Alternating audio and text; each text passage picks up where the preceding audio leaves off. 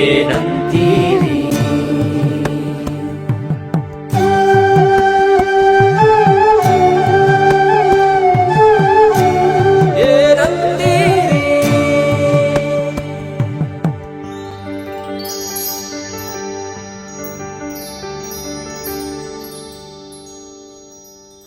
ಸಾಧಾರಣವಾಗಿ ನಾವೆಲ್ಲ ವಿಮಾನ ಕಂಡಿಡಿದವರು ಅಂತ ಹೇಳಿದ್ರೆ ಯಾರು ಹೇಳ್ತೀವಿ? ಚಿಕ್ಕ ಹುಡುಗರು ಇದ್ರಿ ಇಲ್ಲಿ, ವಿಮಾನ ಕಂಡಿಡಿದವರು ಅಂದ್ರೆ ಏನು ಹೇಳ್ತೀವಿ ನಾವು? ರೈಟ್ ಬ್ರದರ್ಸ್ ಅಂತೀವಿ. ಏನಂದರೆ ಡಿಸೆಂಬರ್ 17, 1903 ಅರ್ವಿಲೆ ಮತ್ತು ವಿಕ್ಟರ್ ರೈಟ್, ಅರ್ವಿಲೆ ಮತ್ತು ವಿಕ್ಟರ್ ರೈಟ್ ಅನ್ನೋ ಇಬ್ಬರು ರೈಟ್ ಬ್ರದರ್ಸ್ ಅನ್ನೋರು ವಿಮಾನ ಕಂಡಿಡಿದ್ರು ಅಂತ ಹೇಳ್ತೀವಿ. ಹೌದಲ್ವಾ? ಇದೇನೆ ಎಲ್ಲ ಕಡೆ ಜಗರಿತವಾಗಿರೋದು. ಆದರೆ ಎಷ್ಟು ಜನಕ್ಕೆ ಗೊತ್ತಿದೆ ಅಂತ ಹೇಳಿದ್ರೆ, ನಮ್ಮ ಆನೇಕಲ್ ಸುಬ್ಬರಾವನವರು, ಸುಭಾಷಾಸ್ತ್ರಿಗಳನ್ನವರು 1895 ಮಾರುತ ಸಖ ಅನ್ನೋ ವಿಮಾನನ ಹಾರಿಸಿದ್ರು. ಖುಷಿ ಕೊಡುತ್ತಲ್ವಾ? ಯಾವಾಗಲೂ ನಾವು ಕೇಳಿದ್ದೀವಿ ಏನು, ನಮ್ಮ ಇದರಲ್ಲಿ ಯಾವಾಗಲೂ ಓದಿದ್ರೆ ನಾವು ಗಜ್ನಿ ಬಂದು ನಮ್ಮನ್ನ ದುಡ್ಡು ಲೂಟಿ ಮಾಡ್ದ, ಅವ್ನು ಬಂದು ಲೂಟಿ ಮಾಡ್ದ, ಇವನು ಬಂದು ಲೂಟಿ ಮಾಡ್ದ, ನಮ್ಮನ್ನು ಅವ್ರ ದಾಸ್ ಸಿಕ್ಕಿದ್ವಿ, ಇವ್ರ ದಾಸ್ ಸಿಕ್ಕಿದ್ವಿ. 1000 ವರ್ಷಗಳಿಂದ ನಾವು ಮುಸಲ್ಮಾನರಲ್ಲಿ ಆಳ್ತಾ ಇದ್ವಿ, 300 ವರ್ಷಗಳ ಕಾಲ ನಾವು ಬ್ರಿಟಿಷರಿದ್ವಿ, ಇಷ್ಟರ ಮಧ್ಯ ಹೂಣರು, ಶಕರು, ಫ್ರೆಂಚರು, ಡಾಕ್ಟ್ರು ಎಲ್ಲರೂ ಬಂದು ನಮ್ಮನ್ನ ಕೊಳ್ಳೆ ಹೊಡ್ಕೊಂಡೋದ್ರು ಅಂತ ಹೇಳ್ತೀವಿ. ಹೊರತು ಎಲ್ಲೂ ನಾವು ನಮ್ಮ ಕೀರ್ತಿನ ಹಬ್ಗೊಳಕ್ಕೆ ಹೋಗಲ್ಲ. ಯಾಕೆ ಅಂತ ಹೇಳಿದ್ರೆ, ನಮ್ಮ ಇತಿಹಾಸಗಳನ್ನೆಲ್ಲ ಅದನ್ನು ಸಪ್ರೆಸ್ ಅಂದರೆ ಅದನ್ನು ಅದುಮಿಡಲಾಗಿತ್ತು. ಅಂಥ ಅದುಮಿಡಲಾದ ಒಂದು ಅವಿತಿಟ್ಟ ಒಂದು ಕುತೂಹಲ, ಅವಿತಿಟ್ಟ ನಿಜವಾದ ಸತ್ಯ ಅನ್ನೋದರಲ್ಲಿ ನಮ್ಮ ಆನೇಕಲ್ ಸುಭಾಷಾಸ್ತ್ರಿಗಳು ಒಂದು. ಅವ್ರ ಬಗ್ಗೆ ಇವಾಗ ನೆಕ್ಸ್ಟ್ ಒಂದು ಸ್ವಲ್ಪ ತಿಳ್ಕೊಳ್ಳೋಣ. ಆನೇಕಲ್ ಸುಭಾಷಾಸ್ತ್ರಿಗಳು ಅಂತ ಹೇಳಿದ್ರೆ, ಅವರು ಭಾರದ್ವಾಜ ಮುನಿಗಳ ಸಂಸ್ಕೃತದಲ್ಲಿದ್ದ ವೈಮಾನಿಕ ಶಾಸ್ತ್ರದ ಒಂದು ಯಂತ್ರ ಸ್ವಾರಸ್ಯ ಅಂತ ಒಂದು ಬರೆದಿದ್ರು ಭಾರದ್ವಾಜ ಮುನಿಗಳು. ಅಂದರೆ ನಾವಿತ್ತೇನು ಅನುಭವಿಸ್ತಿದ್ದೀವಲ್ಲ, ಯಾವುದೇ ತಗೊಳ್ಳಿ, ಆಯುರ್ವೇದ ತಗೊಳ್ಳಿ, ವೈಜ್ಞಾನಿಕ ತಗೊಳ್ಳಿ, ಅಥವಾ ನೀವು ಯೋಗ ತಗೊಳ್ಳಿ, ಯಾವುದೇ ತಗೊಂಡು ಅದೆಲ್ಲ ನಮ್ಮ ಋಷಿ ಮುನಿಗಳು ಅವರು ಏನು ಅನುಭವಿಸಿ ಅವರು ಮಾಡಿದ್ದನ್ನು ಅವ್ರು ನಮಗೆ ಕೊಟ್ಟಿರೋದು. ಸೊ ಹಾಗಾಗಿ ಭಾರದ್ವಾಜ ಮುನಿಗಳು, ಭಾರದ್ವಾಜ ಮುನಿಗಳ ಏನು ಬರೆದಿದ್ರಲ್ಲ ವೈಮಾನಿಕ ಶಾಸ್ತ್ರ, ಅದನ್ನು ಬರೆದು ಅದನ್ನು ಕಲ್ತ್ಕೊಂಡವ್ರು ಇವರು. ಸೊ ಹಾಗಾಗಿ ಇವರು ಅವತ್ತಿನ ದಿವಸ ಕರ್ನಾಟಕ ಅಂತ ಹೇಳಿದ್ರೆ ಬರೀ ಇಲ್ಲಿವರೆಗೂ ಇರ್ತಿಲ್ಲ. ಇವತ್ತು ಹೊಸೂರು ಇದ್ದಾರೆ, ಹೊಸೂರು ದಾಟಿ ಡೆಂಕಣಿ ಕೋಟೆ ದಾಟಿ ಅಲ್ಲಿವರೆಗೂ ಹೊಸೂರಿತ್ತು. ಸೊ ಹಾಗಾಗಿ ಅವತ್ತಿನ ಹೊಸೂರಿನ ಬರುವಂಥ ತೋಗೇರಿ ಅಗ್ರಹಾರ ಅಂತ ಒಂದು ಸಣ್ಣ ಗ್ರಾಮದಲ್ಲಿ ಕೃಷ್ಣಶಾಸ್ತ್ರಿಗಳು ಮತ್ತು ಲಕ್ಷಮ್ಮನ ದಂಪತಿಗಳಿಗೆ 1866 ಇಸ್ವಿಲಿ ಅವರ ಜನ್ಮ ಆಗುತ್ತೆ. ಮನೆ ಅವ್ರ ತಂದೆಯಲ್ಲಿ ಪೌರತರು, ಮನೆ ಚಿಕ್ಕದು, ಮನೆ ಅಂತ ಹೇಳಿದ್ರೆ ಅವಾಗ ದುಡಿಯೋ ಕೈಗಳು 2 ಆದರೆ ತಿನ್ನೋ ಕೈಗಳು 5-6 ಅಂತ. ಹಾಗಾಗಿ ತುಂಬ ಹೊಟ್ಟೆ ಇರಲಿಲ್ಲ ಇವರಿಗೆ. 5ನೇ ವರ್ಷಕ್ಕೇ ಇವರಿಗೆ ಮುಂಜಿ ಮಾಡ್ತಾರೆ. ಒಂದು 8ನೇ ವರ್ಷಕ್ಕೆ ಇವರಿಗೆ ಒಂದು ಲಕ್ಷಮ್ಮನವ್ರ ಕೈಲಿ ಒಂದು ಮದುವೆ ಮಾಡಿಸ್ಬಿಡ್ತಾರೆ. ಸೊ ಹಾಗಾಗಿ ಅವತ್ತೆಲ್ಲ ಬಾಲ್ಯ ವಿವಾಹ ನಡೀತಾ ಇತ್ತು. ಇಷ್ಟೆಲ್ಲ ಆಗ್ತಾ ಇರಬೇಕಿದ್ರು ತಂದೆನೂ ಹೋಗ್ಬಿಡ್ತಾರೆ. ತಂದೆನೂ ಹೋದಾಗ ಹೇಗಪ್ಪ ಅಂತ ಹೇಳಿದ್ರೆ, ಇಷ್ಟರ ಮಧ್ಯೆ ಬಡತನದಲ್ಲಿ ಅಧಿಕ ಮಾಸ ಅನ್ನೋ ಹಾಗೆ ಇಷ್ಟೆಲ್ಲ ಕಷ್ಟದ ನಡುವೆ ಅವರಿಗೆ ಮನೆಯಲ್ಲೂ ಕಿತ್ತು ತಿನ್ನೋ ಬಡತನ, ಇವರಿಗೆ ಒಂಥರ ಈ ಮೈಯೆಲ್ಲ ಕೆರ್ಕೊಳ್ಳೋ ಅಂಥ ರೋಗ ಬಂದ್ಬಿಡತ್ತೆ.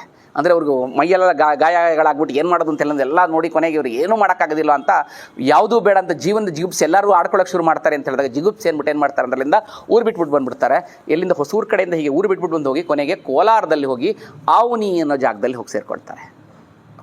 ಆವನಿ ಅಂತ ಹೇಳಿದಾಗ ನಮಗೆ ಆವನಿದಲ್ಲಿ ಶಂಕರ ಮಠ ಒಂದಿದೆ. ಆದರೆ ನಿಮಗೆ ಇದು ನಾವು ಇವತ್ತು ನೋಡ್ತೀವಿ. ಇನ್ನು ನಾವು ಇದನ್ನು ನೋಡಬೇಕಿದ್ರೆ, ರಾಮಾಯಣದ ಕಾಲದಲ್ಲಿ ನೋಡಬೇಕಿದ್ರೆ ನಾವು ಅದರಲ್ಲಿ ಆವನಿ ಒಂದು ಒಳ್ಳೆಯ ಸ್ಥಾನ ಇದೆ. ಎಷ್ಟು ಜನಕ್ಕೆ ಗೊತ್ತು ಆವನಿ ಬಗ್ಗೆ? ಯಾರಿಗಾದ್ರೂ ಗೊತ್ತಿದೆಯಾ? ಒಂದು ಚೂರು ಕೈ ಎತ್ತಿ ನೋಡೋಣ, ನಾನು ಹೇಳ್ತೀನಿ. ಅದಕ್ಕೆ ಯಾರಿಗಾದ್ರೂ ಆವನಿ ಬಗ್ಗೆ, ರಾಮಾಯಣದಲ್ಲಿ ಆವನಿ ಬಗ್ಗೆ ಪ್ರಸ್ತುತ ಬರುತ್ತೆ, ಯಾರಿಗಾದ್ರೂ ಗೊತ್ತಿದೆಯಾ? ಅದು ಕರ್ನಾಟಕದ ಕೊಡುಗೆಗಳಾಗತ್ತೆ. ಹಾಗಾಗಿ ಯಾರಿಗಾದ್ರೂ ಆವನಿ ಬಗ್ಗೆ ಗೊತ್ತಿದೆಯಾ? ಓಕೆ, ನಮಗೆಲ್ಲರಿಗೂ ಗೊತ್ತು, ರಾಮ ಸೀತಾದೇವಿನ ಕರ್ಕೊಂಡು ಬರ್ತಾನೆ, ಅಂದರೆ ರಾವಣನಿಂದ ಬಿಡಿಸ್ಕೊಂಡು ಕರ್ಕೊಂಡು ಬರ್ತಾನೆ. ಕರ್ಕೊಂಡು ಬಂದ ಮೇಲೆ ಸುಮಾರು ವರ್ಷ ಅವರಿಬ್ಬರು ಒಳ್ಳೆಯ ದಾಂಪತ್ಯ ಜೀವನ ಆದಮೇಲೆ ರಾಮ ಮತ್ತೆ ಅವಾಗ ಸೀತೆ ಗರ್ಭಿಣಿಯಾಗಿರ್ತಾಳೆ. ಸೀತೆ ಗರ್ಭಿಣಿಯಾಗಬೇಕಿದ್ರೆ ಯಾರೋ ಒಬ್ಬ ಅಗಸ್ರವನು ಏನೋ ಅವನೊಂದು ಕ್ಷುಲ್ಲಕ ಕಾರಣಕ್ಕಾಗಿ ಅವನ ಹೆಂಡತಿನ ಕರ್ಕೊಂಡೋಗಿದಾಗ, ನಾನೇನು ರಾಮ ಕೆಟ್ಟೋಯ್ತು ಯಾರ ಮನೇಲಿರೋ ಅಂತ ನಾನು ಕರ್ಕೊಂಬಂದು ಸೇರ್ಕೊಳ್ಳೋಕೆ ಅಂದಾಗ ಏನು ಮಾಡ್ತಾರೆ, ರಾಮ ಅದು ಕೇಳಿಸ್ಕೊಳ್ತಾನೆ. ಅಯ್ಯೋ ನನ್ನ ಪ್ರಜೆಗಳು ಈ ರೀತಿ ಮಾತಾಡ್ಕೊಳ್ತಿದಾರ ಅಂತ ಏನು ಮಾಡ್ತಾರೆ ಅಂದರೆ, ಲಕ್ಷ್ಮಣನ ಕರೆದು ಸೀತಾದೇವಿನ ಎಲ್ಲಿ ಕಳಿಸ್ಕೊಡ್ತಾನೆ? ಕಾಡಿಗೆ ಕಳಿಸ್ಕೊಡ್ತಾನೆ.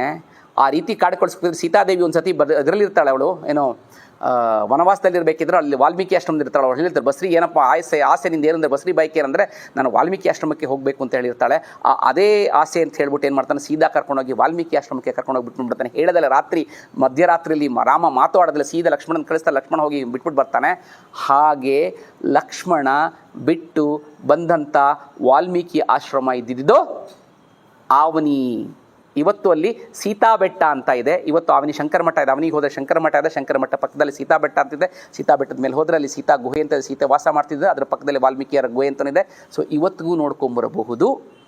ಅಂಥ ವಾಲ್ಮೀಕಿ, ಓಕೆ, ಅದು ಹೇಳಿದೆ. ಕರ್ನಾಟಕದ ನಾವು ರಾಮಾಯಣ ಹೇಳಿದ್ಮೇಲೆ ಮಹಾಭಾರತನ ಹೇಳಬೇಕಲ್ವ ನಿಮಗೆ. ಮಹಾಭಾರತದ ಕಾಲದಲ್ಲೂ ಕರ್ನಾಟಕ ರಾಮಾಯಣದ ಹೇಳಿದ್ರೆ ನಾನು ಈ ಒಂದು ದಿವಸ ಹೇಳ್ತೀನಿ. ರಾಮಾಯಣದ ಕುರುಹುಗಳು ಭಾರತದಲ್ಲಿ, ಕರ್ನಾಟಕದಲ್ಲೇ ರಾಮಾಯಣದ ಕುರುಹುಗಳು ಎಷ್ಟು ಅಂತ ಹೇಳಿದ್ರೆ ಒಂದು ದಿವಸ ಬಗ್ಗೆ ಹೇಳೋ ಇದೆ, ಅದು ಬೇರೆ ದಿವಸ ಆಗುತ್ತೆ. ಮಹಾಭಾರತದ್ದು ಕುರುಹು ಇದೆ. ಮಹಾಭಾರತದಲ್ಲಿ ನಾವೆಲ್ಲ ಚಿಕ್ಕ ಮಕ್ಕಳಿಗೆ ಹೇಳಬೇಕಿದ್ರೆ ಯಾವುದೋ ಒಂದು ವಧೆ ಬಗ್ಗೆ ಹೇಳ್ತೀವಿ. ಮಹಾಭಾರತದಲ್ಲಿ ಯಾವ ವಧೆ ಹೇಳ್ತೀವಿ ನಾವು? ಬಕಾಸುರ ವಧೆ ಹೇಳ್ತೀವಿ ನಾವು. ಬಕಾಸುರ ವಧೆ ಗೊತ್ತಲ್ವಾ?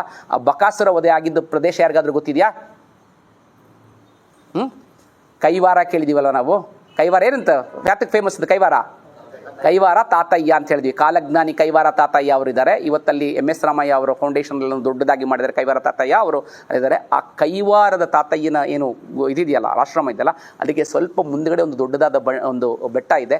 ಆ ಬೆಟ್ಟದಲ್ಲಿ ಅಲ್ಲಿ ಇವನು ವಿರಾಟ ಪರ್ವ ಇದ್ದಿದ್ದು, ವಿರಾಟ ಪರ್ವ ಇದ್ದಿದ್ದು ಆ ಜಾಗದಲ್ಲಿ. ಅಲ್ಲಿಂದ ಹೋಗಿ ಭೀಮ ಹೋಗಿ ಏನನ್ನು ಇವನ್ನ ಮಾಡ್ತಾನಲ್ಲ, ವಧೆ ಮಾಡ್ತಾನಲ್ಲ, ಆ ವಧೆ ಆಗಿದ್ದ ಜಾಗ ಆ ಜಾಗ ಅಂತ ಇದೆ. ಇವತ್ತಿಗೂ ಅಲ್ಲಿ ವರ್ಷಕ್ಕೊಂದ್ಸತಿ ಕೀವು ಥರ ಬರುತ್ತಂತೆ, ಅಂದರೆ ಗಾಯ ಆಗಿದ್ದ ಕೀವು ಬರುತ್ತೆ ಅನ್ನೋದನ್ನು ಹೇಳ್ತಾರೆ. ಅಂದರೆ ಕರ್ನಾಟಕದ ನೀವು ಪೌರಾಣಿಕವಾಗಿ ನೀವು ತೊಗೊಂಡ್ರು, ಐತಿಹಾಸಿಕವಾಗಿ ತೊಗೊಂಡ್ರು, ಈ ಪೌರಾಣಿಕವಾಗಿ ತೊಗೊಂಡ್ರು, ಕರ್ನಾಟಕಕ್ಕೆ ಸಂಬಂಧ ಭಾರತ ದೇಶಕ್ಕೆ ಕೊಡುಗೆ ತುಂಬ ಇದಕ್ಕೆ. ಈ ರಾಮಾಯಣ ಮತ್ತು ಭಾರತದ ಒಂದು ಸುಮ್ಮನೆ ಟಚ್ ಮಾಡಿದೆ ಅವನಿಂತ ಬಂದಿದ್ದಕ್ಕೆ.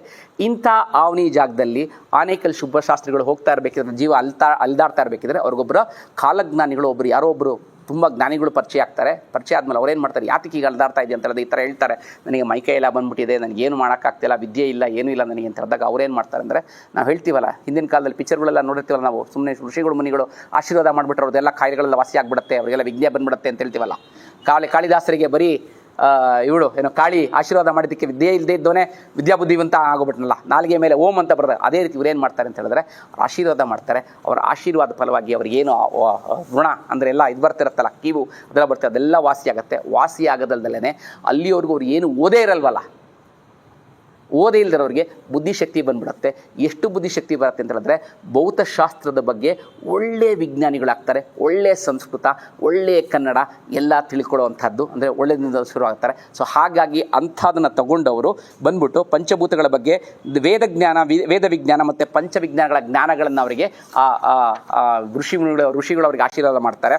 ಅಲ್ಲಿಂದ ತೊಗೊಂಡು ಬಂದು ಇದೆಲ್ಲ ಪ್ರಕಟ ಮಾಡೋಕ್ಕೆ ಶುರು ಮಾಡಿದಾಗ ಅವತ್ತಿನ ದಿವಸ ನಾವಿಲ್ಲಿ ಪುಟ್ಟಣ ಚೆಟ್ಟಿ ಅಂತ ಕೇಳಿದ್ದೀವಲ್ವಾ, ಅಂದರೆ ಇವತ್ತು ಟೌನ್ ಹಾಲ್ ಅಂತ ಕೇಳಿದ್ದೀವಲ್ಲ, ಪುಟ್ಟಣ ಚೆಟ್ಟಿ ಅವರು ಮತ್ತು ಆಗಿನ ಕಾಲದಲ್ಲಿದ್ದಂಥ ಕೃಷ್ಣಮೂರ್ತಿಗಳು, ಓಕೆ, ಆಮೇಲೆ ನಿಟ್ಟೂರು ಶ್ರೀನಿವಾಸ ಮೂರ್ತಿ, ಸರ್ ಎಂ ವಿಶ್ವೇಶ್ವರಯ್ಯ, ಇವ್ರಿಗೆಲ್ಲರಿಗೂ ಅವರ ಜೊತೆಗೆ ಇವ್ರು ಬರ್ತಾರೆ. ಬಂದಾಗ ಇವರಲ್ಲಿರೋ ಜ್ಞಾನ ನೋಡ್ಬಿಟ್ಟು ನೀವು ಇಲ್ಲಿದ್ದರೆ ಬರೀ ಸಾಲಲ್ಲ, ನೀವು ಇಲ್ಲಿಂದ ಬಾಂಬೆಗೆ ಹೋಗಿ ಅಂತ ಕಳಿಸ್ಕೊಡ್ತಾರೆ. ಅಲ್ಲಿ ಬಾಂಬೆಗೆ ಹೋಗಿದಾಗ ಅಲ್ಲಿ ಅದಾಗಲೇ ಶಿವಶಂಕರ್ ಬಾಪೂಜಿ ತಲ್ಪಾಡೆ ಅಂತ ಒಬ್ರು ಇರ್ತಾರೆ. ಅವರು ಅಂತ ಹೇಳಿದ್ರೆ ಅವರ ಗಂಡ ಹೆಂಡತಿಯವರು ಆಗಲೇ ದಂಪತಿಗಳು ಇದೇ ರೀತಿಯಾಗಿ ಒಂದು ಇದರ ಬಗ್ಗೆ ಚೆನ್ನಾಗಿ ತಿಳ್ಕೊಂಡಿರ್ತಾರೆ. ಅವ್ರು ಆಗಲೇ ಒಂದು ರಿಸರ್ಚ್ ಎಲ್ಲ ಮಾಡ್ತಿರ್ತಾರೆ. ಯಾವಾಗ ನಮ್ಮ ಆನೇಕಲ್ ಸುಭಾಷಾಸ್ತ್ರಿಗಳು ಮತ್ತು ಅವರ ತಲ್ಪಾಡೆ ದಂಪತಿಗಳು ಎಲ್ಲರೂ ಒಂದು ಹಾಕ್ತಾರೋ, ಅವ್ರೇನು ಮಾಡ್ತಾರೆ ಅಂದರೆ 1895ರಲ್ಲಿ ಮಾರುತಿ ಸಖ ಅನ್ನೋ ಒಳ್ಳೆಯ ಒಂದು ವಿಮಾನನ ಹಾರಿಸಿ ಅದನ್ನು ಪ್ರಯೋಗಾತ್ಮಕ ಮಾಡ್ತಾರೆ.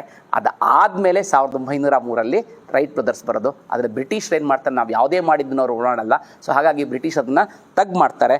ಕೊನೆಗದಾದಮೇಲೆ ಯಾವಾಗ ನಮ್ಗೆ ಇನ್ನೊಬ್ಬರು ನೊಬೆಲ್ ಪ್ರಶಸ್ತಿ ಬಂದಂಥ ಜಗದೀಶ್ ಚಂದ್ರ ಬೋಸ್ ಗೊತ್ತಲ್ಲ ನಮಗೆ, ಅಂದರೆ ಸಸ್ಯಗಳಲ್ಲೂ ಜೀವ ಇದೆ ಅಂತ ತೋರಿಸ್ಕೊಟ್ಟವರು ಜಗದೀಶ್ ಚಂದ್ರ ಬೋಸು. ಅವರಿಗೆ ಇದರ ಅರಿವಾಗುತ್ತೆ. ಅರಿವಾದ ಮೇಲೆ ಅವರು ತಮ್ಮ ಆತ್ಮಶಾಸ್ತ್ರದಲ್ಲಿ, ಅವರು ತಮ್ಮ ಆತ್ಮಕಥೆಯಲ್ಲಿ ಬರೀತಾರೆ, ನಮ್ಮನ್ನೆಲ್ಲ ನೀವು ಹೇಳ್ತೀರಿ, ಇದಕ್ಕಿಂತ ಮುಂಚೆ ಯಾವಾಗಲೂ ನಮ್ಮ ಆನೇಕಲ್ ಶುಭಶಾಸ್ತ್ರಿಗಳು ವಿಮಾನ ಎಲ್ಲ ಕಂಡಿಡಿದು ಅಂತ ಹೇಳಿದ್ರೆ ಅದಾದಮೇಲೆ ಭಾರತೀಯರಿಗೆ ಗೊತ್ತಾಗುತ್ತೆ. ಅದಾದಮೇಲೆ ಪ್ರಪಂಚಕ್ಕೆ ಗೊತ್ತಾಗುತ್ತೆ ಬ್ರಿಟಿಷರು ಯಾವ ರೀತಿ ನಮ್ಮ ಇತಿಹಾಸಗಳನ್ನು ತಿರುಚಿದ್ರು ಅಥವಾ ನಮ್ಮನ್ನು ಇರೋದನ್ನೆಲ್ಲ ಹಾಳು ಮಾಡಿದ್ರು ಅಂತ ಗೊತ್ತಾಗುತ್ತೆ. ಹಾಗಾಗಿ ಕರ್ನಾಟಕದ ಆನೇಕಲ್ ಸುಭಾಷಾಸ್ತ್ರಿಗಳು ಪ್ರಪಂಚದಲ್ಲಿ ಮೊಟ್ಟ ಮೊದಲನೇದಾಗಿ ಏನು ಹಾರಿಸಿದ್ರು? ಇವಾಗೆಲ್ಲ ರೈಲ್ ಬಿಡ್ತಾರೆ, ಅವತ್ತಿನ ದಿವಸ ವಿಮಾನನೇ ಹಾರಿಸಿದ್ರು. ಇಂತಹ ಮತ್ತಷ್ಟು ಕುತೂಹಲ ಮಾಹಿತಿಗಾಗಿ ನಮ್ಮ ಚಾನಲನ್ನು ಲೈಕ್ ಮಾಡಿ, ಶೇರ್ ಮಾಡಿ ಮತ್ತು ಸಬ್ಸ್ಕ್ರೈಬ್ ಆಗೋದನ್ನು ಮರಿಬೇಡಿ. ಅದೇ ರೀತಿ ಇಷ್ಟ ಆಗಿತ್ತು ಅಂತ ಹೇಳಿದ್ರೆ ಶೇರ್ ಮಾಡೋದನ್ನು ಸಹ ಮರಿಬೇಡಿ. ಏನಂತೀರಿ?